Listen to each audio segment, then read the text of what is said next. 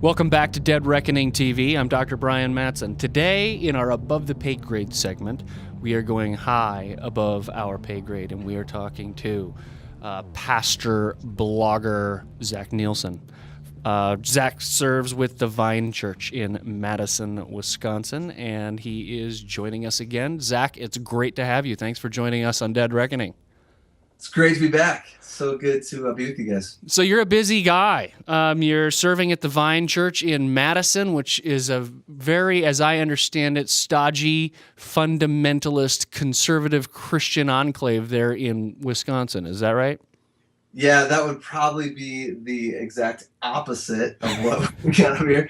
What I tell people all the time is it's about as far from the Bible Belt as you can get. And I've lived in Nashville for a couple of years, and it's a completely different culture. But for that reason, honestly, we love what we're doing here. What I always say is it's very clear. Most people are clear about who they are and what they believe. And so you kind of know what you're working with. Right. The lines aren't fuzzy. And for my personality type and the way that I want to lead, and I actually really enjoy that. And so how do you, this raises the question. You're a pastor. Let's say you're working among, let's say University of Wisconsin, students, and they would style themselves as very much not Christian. They know what they believe. What's your approach? How do you evangelize somebody like that, where the lines, if there's no fuzziness, what do you grab onto? Or is it just confrontation all the time? How do you maneuver there? Man, it's tricky. I think it's a case by case basis, but there's obviously Christian things that are consistent, no matter who you're working with. But in our generation and in our community, one of the things that we tend to emphasize is how we are living should be distinct. And so we talk about city on a hill a lot. We talk about how we want to be a city within the city, so we're distinct, but a city also for the city, so we're here to serve. And so, man, I talk about a lot of times too, like trying to blow up the expectations that people have, or how can we just make people scratch their head and go, man, what I've been reading on my Twitter feed, what I've been reading on CNN.com, and all these things I've been reading, these headlines, make me want to stereotype Christians like this. But then I see this group of people over here, and they don't fit that. And so I'm scratching my head going, what's up with these people? Because they love foster kids, and they love orphans really well, and they're caring for single moms that don't have resources, and they show up at the nursing homes, and they love people really well that are forgotten and marginalized, and they're doing all this stuff that I resonate with too. What's going on with them? I thought they were hate-filled bigots or whatever, and I can't figure this out. Obviously, social involvement isn't the end of the story, because a great cliche I heard once: they'll love us for justice, they'll hate us for Jesus. That's a good one. I like that one.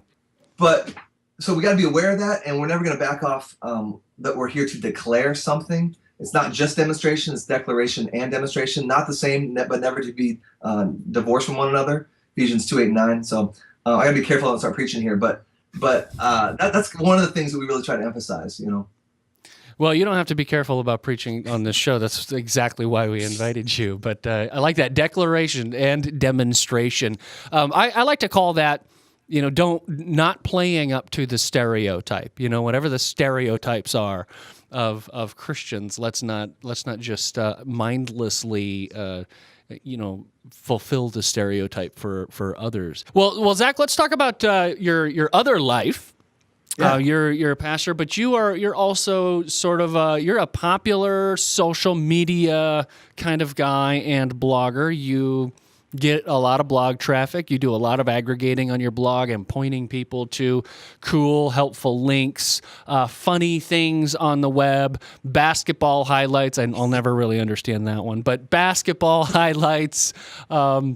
No, actually, I think it was because of you that I actually went and found a whole highlight reel of Michael Jordan's 50 greatest plays or something like that. So good. You gotta soak in that stuff. And I gotta tell you, I kind of gave up on basketball after MJ's retirement. I kind of grew up just a Michael Jordan fanatic, and then I just lost interest after he left. It was sort of like Tiger Woods is out of golf, I just stop watching tournaments, right? Yeah. Well, if Michael Jordan's not playing, I'm not going to bother.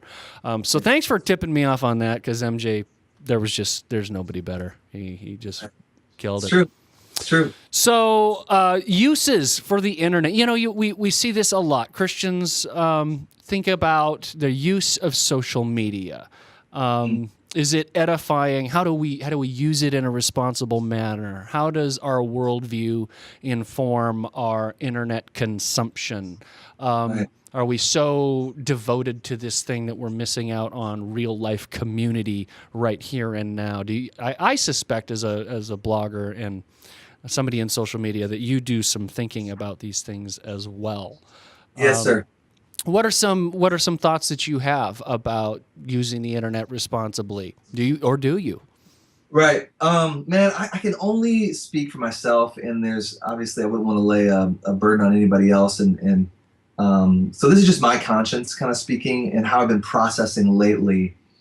But part of my objective in the last minimum 3 or 4 years has been to view my social media presence through blogging, Twitter, Facebook, or whatever, as a part-time job.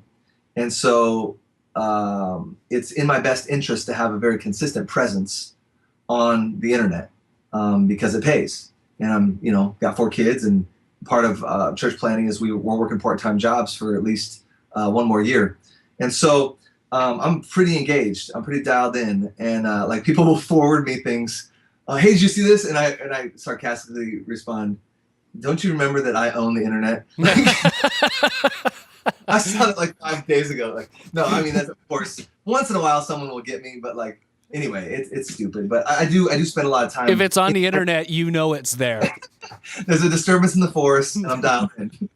No, but in my little tribe, in my little niche, and all the few hundred blogs that I scroll through every day or whatever.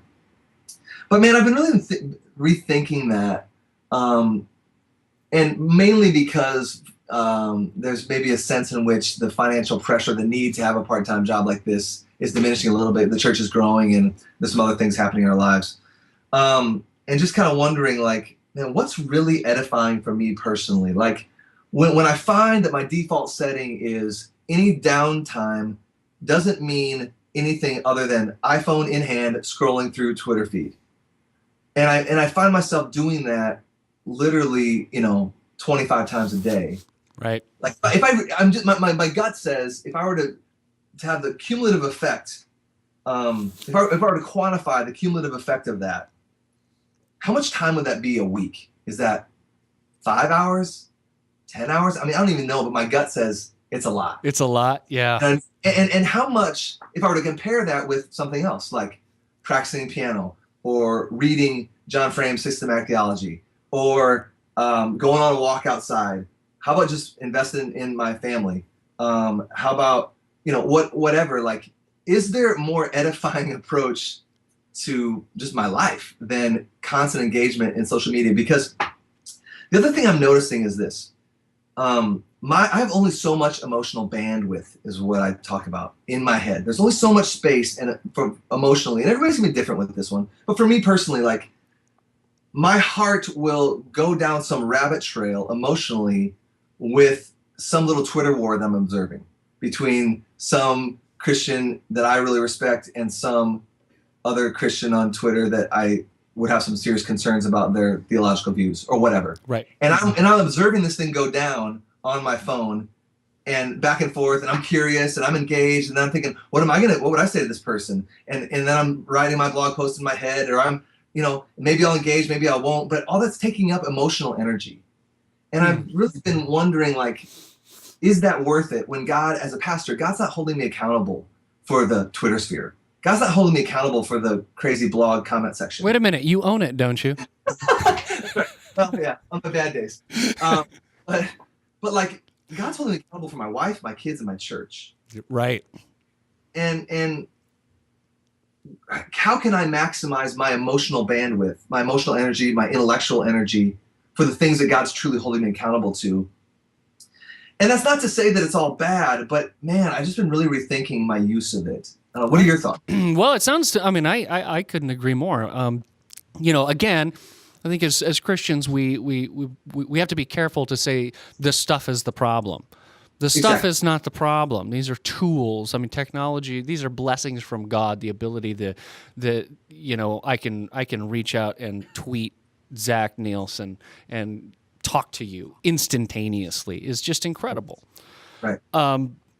So it's not the stuff. It sounds to me like you've got an issue of prioritizing, recognizing the place or the space in your life for this thing. And I agree. When you start to try to quantify how much time are you spending doing this, scrolling through a phone, what are you neglecting? And that's partly why, I tend to try to see it, well, like you, as part of my job, doing social media. But when I'm not doing my job, put it down. Right. I think I just went an entire weekend and I didn't look at my phone or my Twitter feed or my email. I just put it down, and sometimes that's really helpful. Of course, then when I picked it up, there was a very important email that I had missed over the weekend. Right. So, there's always that downside, but it's not the end of the world. So it's a heart issue. Not the stuff issue, and everybody's going to have to negotiate that probably for themselves. Is this turning into an idolatry? Do I find myself habitually needing or craving to see my Twitter feed? I think those are good questions to ask. Yeah, I've had a couple other thoughts too that are related, Brian. I'd love to run these by you too. I've been thinking about. I frame it like this: who's listening in? And who's not listening, and how we engage on social media. And I've really been convicted in some of the things I've observed in the last probably year or two. So for example, like whether it's issues of sexuality or something, who's listening in? No, that hasn't been an issue at all in the last couple of years, Zach. I don't know what you're talking about. Exactly. But man, I get concerned like when I know all the unbelievers that are listening in a sense to me, and for me to reduce a very, very complex discussion, biblically, theologically, historically, on why sex is sacred for Christians to 140 characters. Yeah, 140 characters. There you go. Yeah. Right.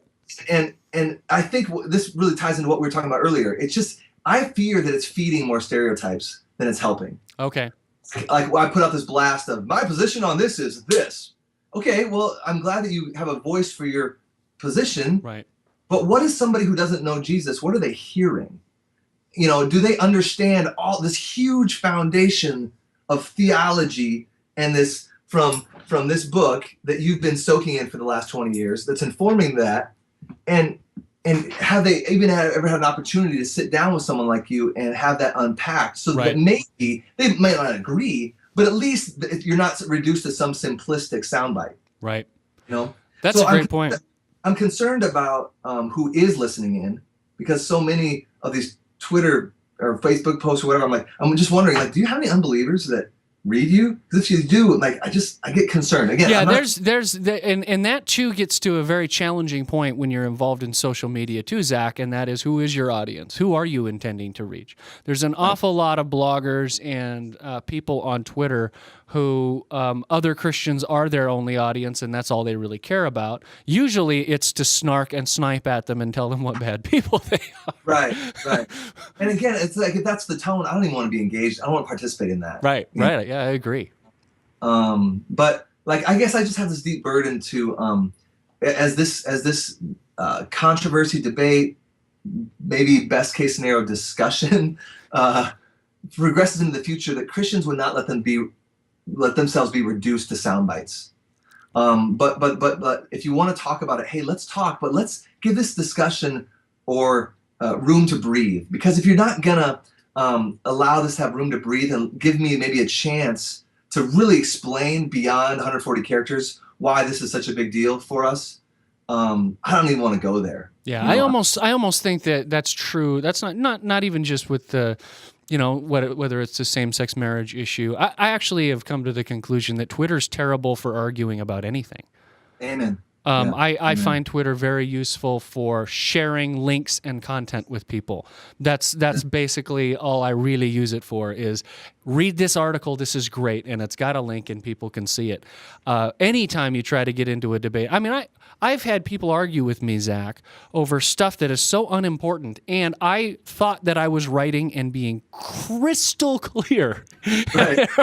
There are people who seem to willfully misunderstand what you're saying. This is not a good medium or platform for discussion. It's just not. So exactly. And couldn't agree more.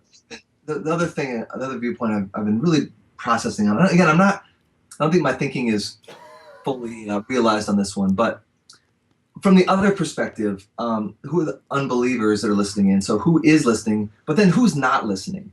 Meaning, there's lots of people that give themselves the name Christian, that say lots of things that don't square with orthodoxy, that I would honestly say are false teachers. Right.